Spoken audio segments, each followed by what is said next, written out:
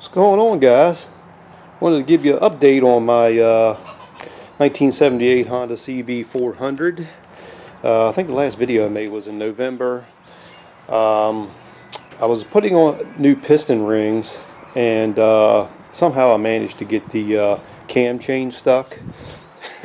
It was jammed. I mean, it was jammed completely. So unfortunately, I brought the motorcycle inside for the winter, because I actually had to take the entire engine off, put it up on the bench. I should have got some footage of it, but I didn't. I was in the zone.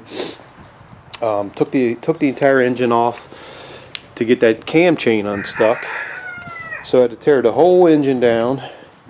Got some experience, that helped, get some experience with how all that works with the counterweights in there and everything, and getting all that lined up, and wasn't too bad.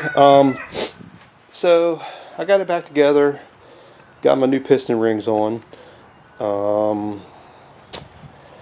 brought it out here recently, a few weeks ago, and it's not done, by the way. It's still not done. So don't think this is the final project.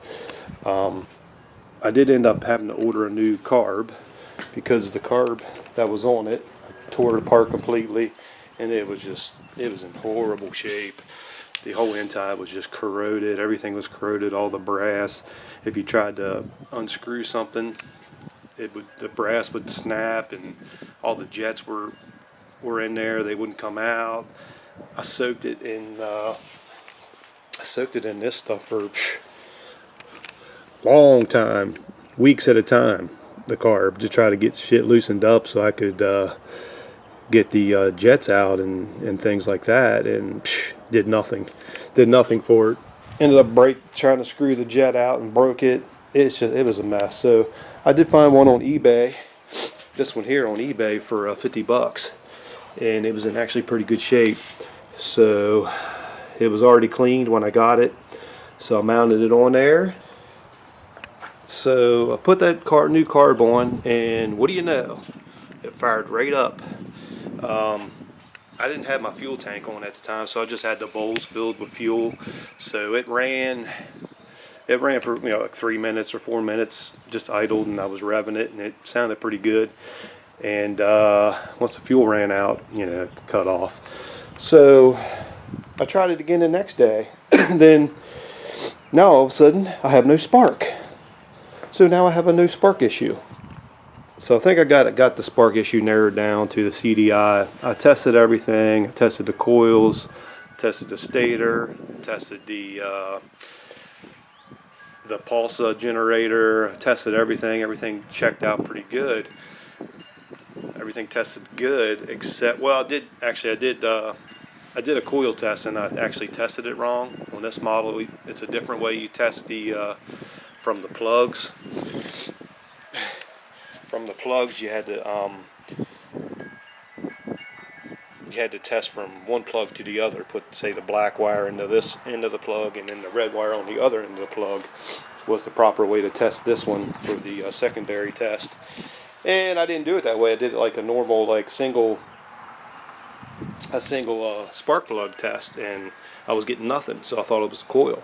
So I ordered a brand new coil, and then of course later on I figured out I was testing it wrong. So now now I have a brand new coil. So yeah, so now I just got to figure out this spark issue. Like I said, I think it's the CDI, but the CDIs are expensive, of course, and the wiring the wiring on this thing was a nightmare. It was just, when I got it, it was just a big mess of wires. Everything was unhooked. It took me probably 3 weeks to figure out the wiring. So I finally got that figured out. I got a cheap eBay, sorry about the lighting, sun's coming up, cheap eBay speedometer there, and then I got of course my switch, and got the same thing as I got on my Honda CX500 with the turn signal, brake light strip. I did get the headlight that has the built-in signals. I don't know if you can see it because of the lighting. Sun's coming right up, but yeah, that's pretty cool. So I got all that figured out. Starter works, but I'm getting no spark. Besides that, I got my battery mounted up there, little battery. It's a small one. It don't have much juice. I mean, don't have much milliamp hours, but it's enough. It's small. If I might upgrade to the like a lithium polymer or lithium ion, whatever they are. Those new batteries like I use on my RC cars. But yeah, I need to retouch up some paint on it again. I got the exhaust wrap. I don't even remember what I went through the last video. I got that gold chain for it. Got the gold chain. It's pretty sharp. I got those shocks, of course, on eBay. The seat on eBay, and that's not completely mounted perfect yet. I got to finish that up. There's a lot of little fine details I got to do. I got to get a clamp for the exhaust down there. I got to finish the front brakes. Got to get spark.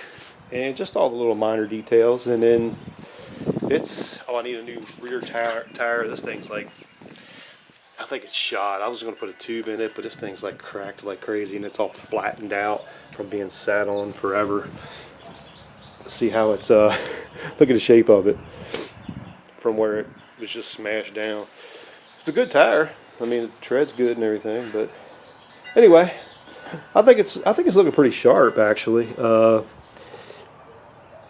Not bad. Like I said, this is the Honda-matic. This is the automatic. You click it into gear, and it. I think there's only 2 gears. There's no clutch. You just click it once. I think you pull up once on the shifter to get it into first, and then I don't think you have to shift again until like 30 or 40 mile an hour. Then you have to shift again if you want to go to second gear. You just let off the gas and shift. So that'd be pretty cool. Honda-matic. So. Thought I'd give you guys this update. Yeah, once I get her finished and get her running, I'll make another video and see how it goes. Got another project bike here I'll do a video on soon. Yamaha 1980 Yamaha XS400. Just started working on that the other day, but that'll be another video for another time. So, all right, guys. Talk to you later.